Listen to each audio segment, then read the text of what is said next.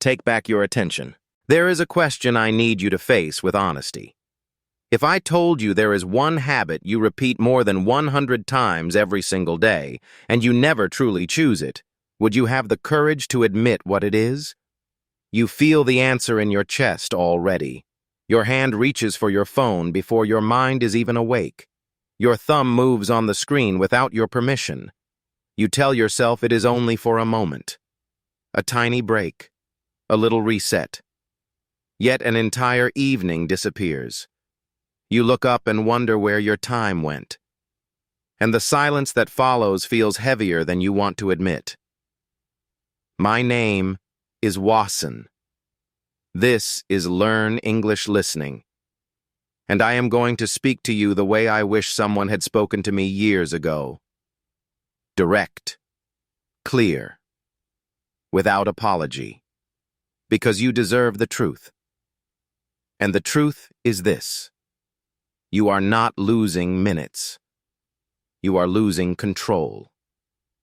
There was a morning when I opened my phone just to check one message. I looked up when the sun was already high. My work was untouched. My mind felt dull. I thought I was weak. I was wrong. My brain had been trained to obey a craving I did not understand. Where are you watching this from? And what hour of the day is it for you? You can say it out loud or place it in the comments. Naming your moment brings you back to yourself. And if you stay with me, I will show you the hidden switch inside your mind, the one that turns this fight around, the one that helps you take your attention back. Without pain, without force, with clarity and strength. There is a silent weight many of us carry. You feel it when you wake up and reach for your phone before you take your first breath. You feel it when you try to work, but your attention slips away like water through an open hand. You feel it when you want to focus, yet something inside you pulls you toward the screen again and again. You think you lack discipline. You think you are lazy. You think other people have something you do not. That story is false. You are not fighting weakness. You are fighting a pattern that was built around you without your permission. Think about the last time you lost an hour scrolling. You were not searching for joy. You were trying to escape discomfort. You were running from silence because silence forces you to meet your own thoughts. There is a reason the moment after scrolling feels empty. There is a reason you feel irritated and restless and disconnected. The truth is sharper than we expect. You are not addicted to your phone. You are addicted to avoiding the parts of your life that feel overwhelming or unfinished. There was a night I sat on the edge of my bed, staring at a screen full of strangers. My brain felt noisy. My emotions felt tangled. And for the first time, I asked myself a question that terrified me. What exactly am I trying to avoid right now? That single question opened a doorway. Not a comfortable one, but an honest one. I want you to walk through that same doorway. Tell me this. What distraction steals your focus the most these days? When you name it, its power weakens. Stay with me. The next part will reveal something the platforms do not want you to know. The reason your thumb moves before you think.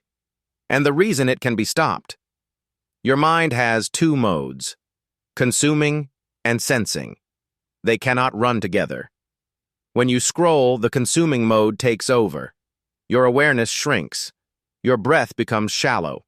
Your surroundings fade. Your brain enters a loop designed to keep you chasing something that never arrives. That loop has a name in English. It is called the dopamine loop. It means your brain releases tiny rewards that push you to continue even when you feel worse than before. There is another term you need to learn. Mental autopilot. This is the state where your brain repeats familiar actions without conscious choice. Your hand reaches. Your thumb swipes.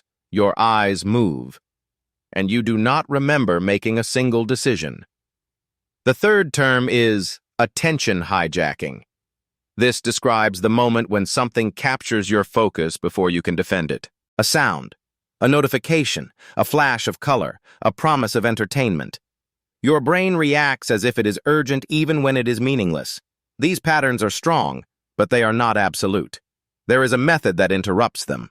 It is simple, it is physical, and it is powerful. When you activate your senses, the consuming mode cannot continue. Your mind cannot chase the dopamine loop while it is busy processing the real world. That is why the sensory grounding method works. When you notice the shape of a shadow, the texture of your chair, the faint hum in the room, the air on your skin, your brain leaves the craving behind, not through force, through nature. And here is something most people never notice. The consuming mode does not only steal your time, it steals your ability to feel your own life. When your brain stays in that loop for too long, you stop sensing tiny signals from your body. You miss the moment when your shoulders tense. You miss the moment when your breath becomes shallow. You miss the moment when your thoughts begin to race in circles. The world becomes a blur, and you move through your day without truly being present in it. But the instant you shift into sensing mode, you wake up again. You feel the ground under your feet. You feel the air on your skin. You feel the weight of your own awareness returning. This shift is not small. It is the first moment your mind remembers it belongs to you. Tell me something before we continue. Which of your senses brings you back to yourself the fastest? Sight, sound, or touch? Your answer matters. It will guide the way you take your attention back. Now I want you to try something with me. Do not just listen. Do it. Sit still for a moment. Let your shoulders drop. Let your breath loosen. Then follow my voice. Name 5 things you can see. Let your eyes settle slowly. Then 4 things you can touch. Pay attention to warm and cool, smooth and rough, light and heavy. 3 things you can hear. Your breath. A distant sound. The quiet space between noise. 2 things you can smell. Air, fabric, coffee. 1 thing you can taste, even if it is only the faint taste of your own mouth. While you do this, the craving that once felt so strong begins to fade. Your mind shifts. The fog lifts. Something inside you steadies. The world becomes real again. You return to yourself. All of this happens in less than half of 1 minute. Not because you forced anything, but because you activated the part of your mind that the consuming mode cannot touch. This is your switch. The one no platform can override. Use it anywhere. When you wait in line, when you sit at your desk, when you feel the urge to grab your phone, when your thoughts begin to race. Each time you do it, the habit becomes stronger. The craving becomes weaker, and you begin to see a truth most people never discover. You were never powerless.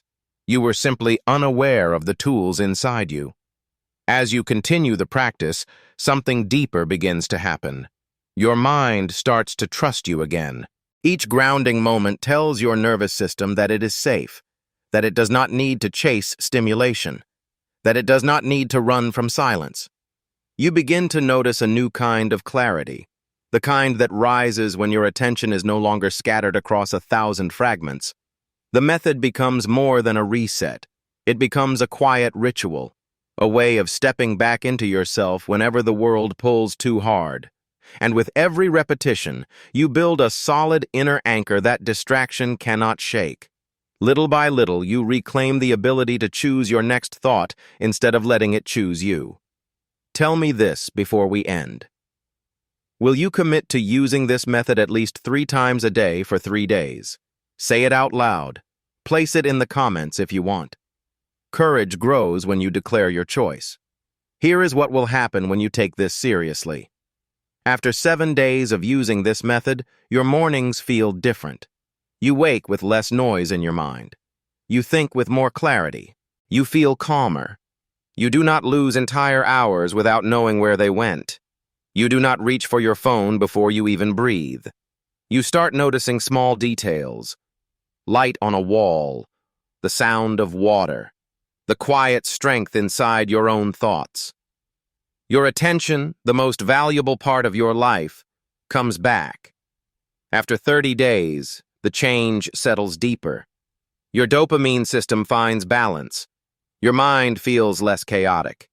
You can focus without fighting yourself. You can sit in silence without discomfort. You can hear your own ideas again. The spark you thought you lost returns. You avoid distractions not through discipline but through genuine presence. You stop running from your life and begin meeting it as it is. You feel the strength of standing in your own mind again. This is your turning point. At this moment, you stand between comfort and growth. Which path will you take? You already know the truth. You would not still be here if you wanted the old pattern. This is your moment to choose a new rhythm, a new way of thinking, a new way of living. If this message gave you something real, share it with someone who needs encouragement today. And subscribe to walk with me on this journey of English and self-growth. You have more power than you think, and this time, you will use it.